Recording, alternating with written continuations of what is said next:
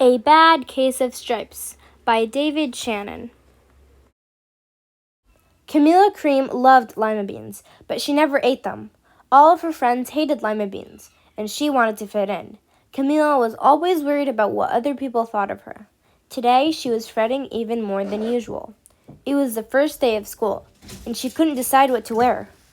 There were so many people to impress. She tried on 42 outfits, but none seemed quite right. She put on a pretty red dress and looked in the mirror. Then she screamed.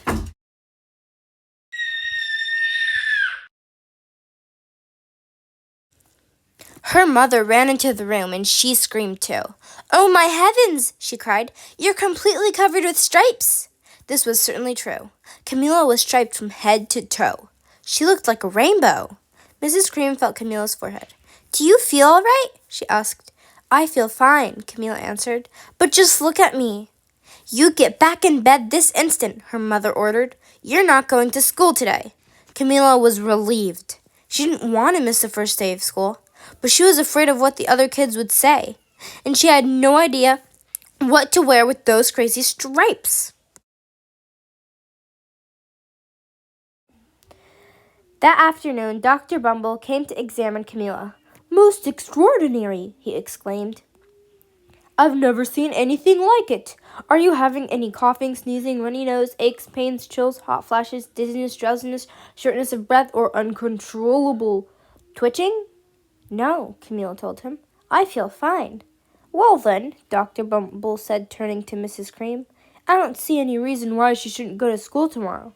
Here's some ointment that should help clear up those stripes in a few days. If it doesn't, you know where to reach me." And off he went.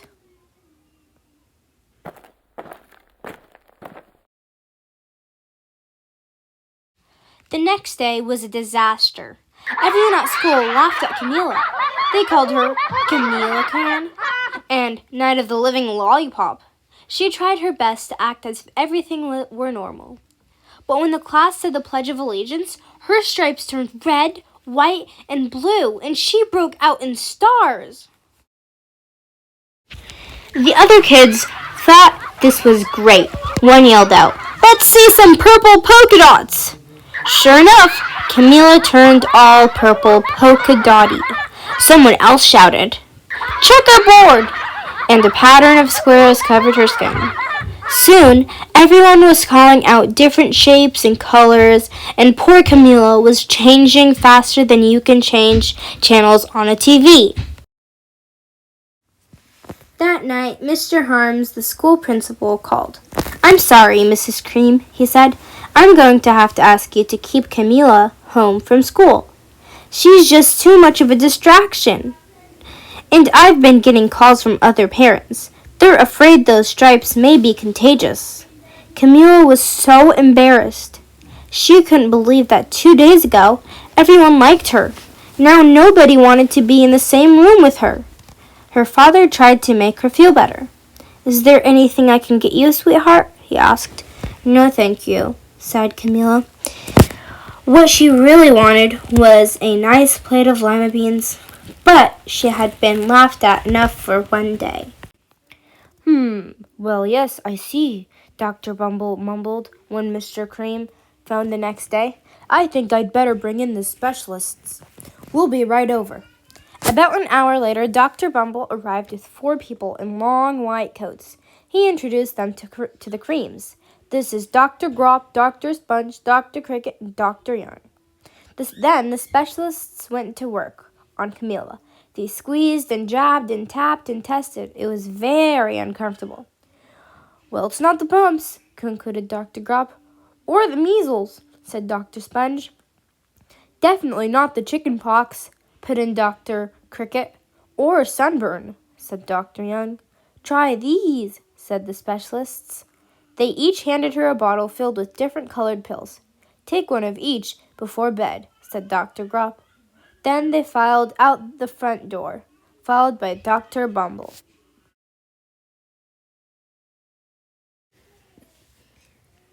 That night, Camilla took her medicine. It was awful. When she woke up the next morning, she did feel different. But when she got dressed, her clothes didn't fit right. She looked in the mirror, and there, staring back at her, was a giant multicolored pill with her face on it.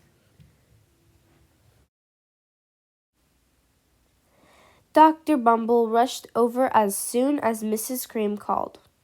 But this time, instead of the specialists, he brought the experts. Dr. Gourd and Mr. Mellon were the finest scientific minds in the land. Once again, Camilla was poked and prodded, looked at and listened to. The experts wrote down lots of numbers. Then they huddled together and whispered. Dr. Gourd finally spoke. "It might be a virus," he announced with authority. Suddenly, fuzzy little virus balls appeared all over Camilla. "Or possibly some form of bacteria," said Mr. Mellon. Out popped squiggly little bacteria tails. "Or it could be a fungus," added Dr. Gourd. Instantly, Camilla was covered with different colored fungus blotches. The experts looked at Camilla, then at each other. "We need to go over these numbers again, back at the lab," Dr. Gourd explained. "We'll call you when we know something."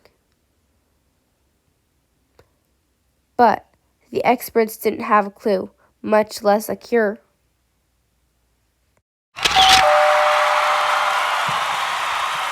By now, the TV news had found out about Camilla.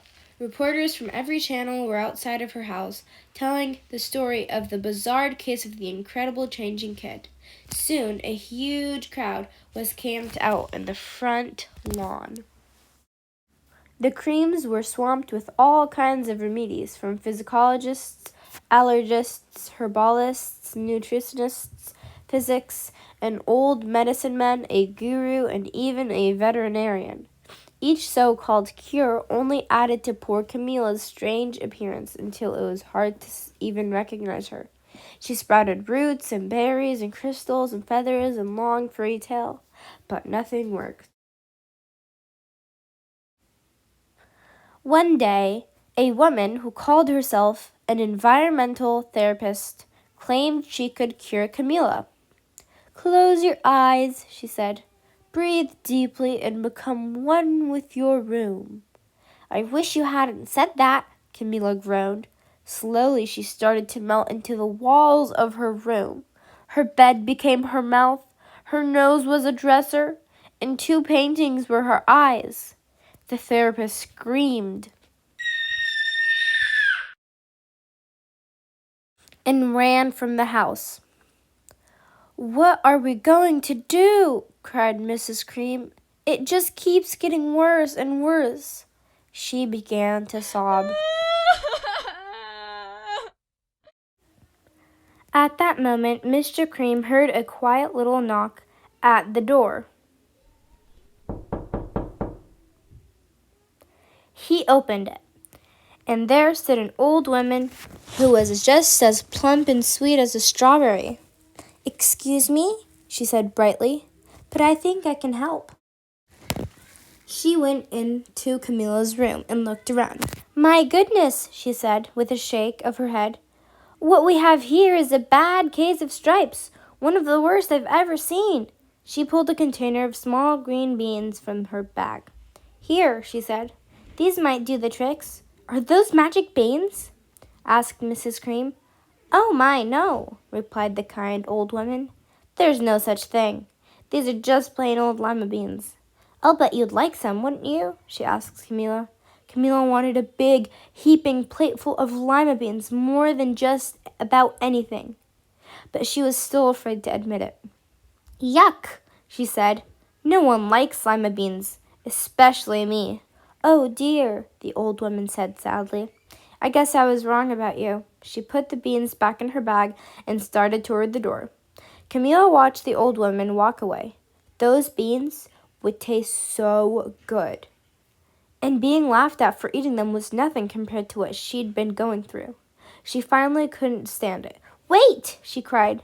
"The truth is, I really love lima beans." "I thought so," the old woman said with a smile. She took a handful of beans and popped them into Camilla's mouth. "Mmm," said Camilla. Suddenly, the branches, feathers, and squiggly tall tails began to disappear. Then the whole room swirled around. When it stopped, there stood Camilla, and everything was back to normal. "I'm cured!" she shouted. "Yes," said the old woman. "I know the real you was in there somewhere." She patted Camilla on the head.